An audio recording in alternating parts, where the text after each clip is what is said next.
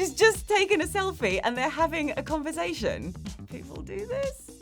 Hi, I'm Dr Audrey Tang, and today I'm here to give The Sims 4 a reality check. Is your Sims' wacky behaviour based on real psychology, or is it complete nonsense? Let's see. Have you ever heard of The Sims before? I have heard of The Sims. I would love to see what all the fuss is about, actually, because the psychological community is quite concerned about the way you play The Sims. I hope The Sims developers did their homework. Let's do it. Oh, he's laughing. Has he just died? Okay. Extreme emotion, like laughter, could potentially exacerbate a heart condition. It could stop you breathing. And really, somebody dying of laughter, probably not. Laughter's great. It's positive. It burns calories. It bonds us with other people. It's a good thing. So please, guys, don't stop laughing. Just don't let this scare you. This is complete fail, big fail. She's happy. She's just taken a selfie and they're having a conversation. People do this. Stop texting people. There's someone in the room with you. I like the addition of this because this is actually a very new phenomenon in psychology. And this obsession with selfies, which isn't doing our self-esteem or our self-compassion or ourselves in general any good, what this is showing is exactly what's happening today. We are spending more time on our online lives than the very people who are in the room with us, and we really need to stop that. But yeah, I say it's a pass with a lot of sadness. Okay, they're kissing. Oh, that's nice, because you do that, yeah. And someone is being thrown around. Oh, so maybe they weren't together. All right, that did escalate pretty fast and pretty dramatically. And after all that, doesn't look like anyone got that hurt. This is a media trope that goes back decades upon decades. It's that slapping you in the face with a glove and throwing down the gauntlet for a duel. This is quite classic behaviour. We tend to blame the external person rather than the one who betrayed our trust. Knee-jerk reaction into a fight, less realistic. What you're more likely to see is a bit more posturing. Generally, people are a bit loath to throw the first punch. Yeah, we are going to get that angry, and those things can happen. But for me, I think this escalated a little bit too fast.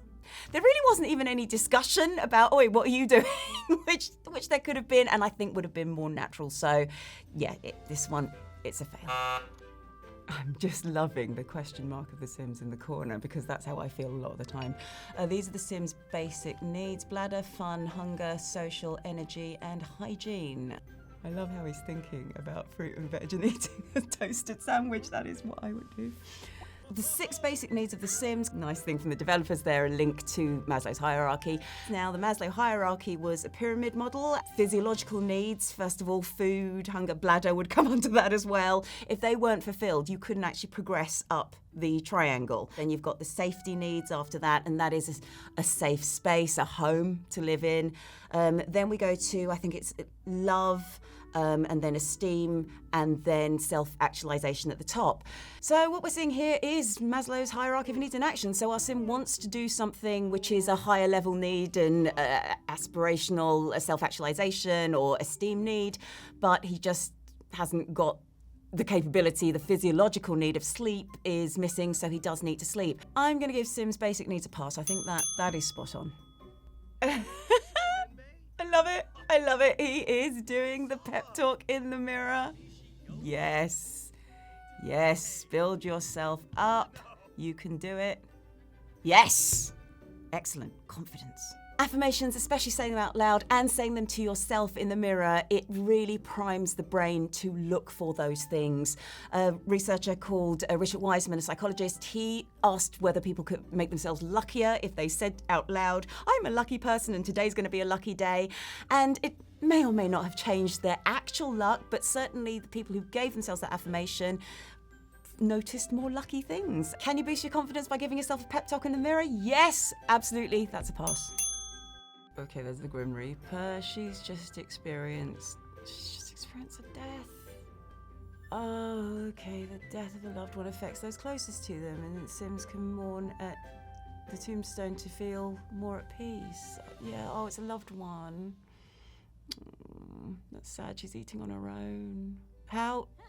Okay, yeah, that food better be fantastic. The food was amazing. I feel full and satisfied. And now I'm thinking of more food? That is an omelette! That was an omelette! Come on. I mean, the thing about the grieving process is that it is ongoing to some degree, and whilst anything that lifts your mood temporarily, yes, it can make you feel better there and then, but the grief is going to return at some point. It's something you have to process. You can't just eat it away or cope it away. Yeah, that's a fail. I'm already put off by this myself. Yeah, there we are, and his mood's dipped straight away. Yeah, I feel it. Oh my God, there's flies around the bin. You know what, if that was my kitchen, I'd be moving house right now. I am completely in empathy with this sim. If I walked in there, my mood would go straight away. And I just love the fact he left the dripping tap. And that really reminds me of broken window theory, where it's a bit like if the whole environment is in chaos, you kind of go, well, I may as well throw my rubbish away. I just may as well just not bother. Stress triggered by something uncontrolled, such as noise or environment or anything where we don't know it's happening, it just makes us worse. It depletes our energy faster. This would be a reality check pass for me. Maybe there would be some people who could live in that. Depends on what the alternative is. Okay, so let's look at how you create your Sims. Let's go with evil. These Sims become happy around Sims with negative moodlets. They can laugh maniacally and discuss evil plans and become angry when interacting with good Sims. Evil's a really interesting one because evil is often linked with narcissistic behavior. But when it comes to narcissism, actually people can work to their own agenda and work to inflate their own ego, but the outcome may not be evil. I think sometimes we can confuse it with psychopathic, and you don't know why you don't feel remorse. You just don't do it. You just do whatever it is you want to do and don't think about it. I would say it's more on the sociopathical side of things, where actually you know you've hurt somebody and you don't care. There are people like that. You've got hates children there. We've got to talk about that. We've got to talk about that one. Hates children, that's a fairly loaded term.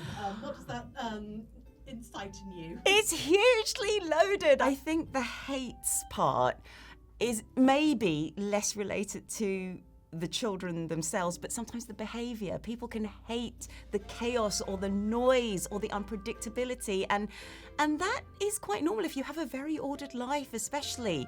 Doesn't mean they hate children. Definitely think that The Sims have done a good job in giving so many different traits and so many different contrasting thoughts within the traits as well. That is representative of real life. Probably what I would say is the reasons in real life go deeper than The Sims would allow, but I would give that a pass. Did you like it more than you thought you would? I definitely like The Sims more than I thought I would, and there's a real sense of effort that was put in there to make it as realistic as possible, and there's a lot of kudos I would give for that. So yeah, I really did like it a lot more than I thought. I'm surprised about the Maslow hierarchy of needs connection and how you do have to fulfill certain needs before you can move up to others. There is a really good argument for self-care there, so well done, Sims, for that. When you do play The Sims, play it nicely. That's a God complex you do not need to be working through. Loved reality checking The Sims, and it's given me a whole new perspective on this particular game, so yeah, great work, The Sims. I am a bit of a high grader, I think, but this one, there was a lot of effort that's gone into it. Some things were oversimplifications, some things weren't necessarily quite realistic, but I'd give The Sims 4 an A-. Ziv Ziv, Shabu and Zogo to PC Gamer Yoop for more Wabadoo checks from me and other proops. Dag dag!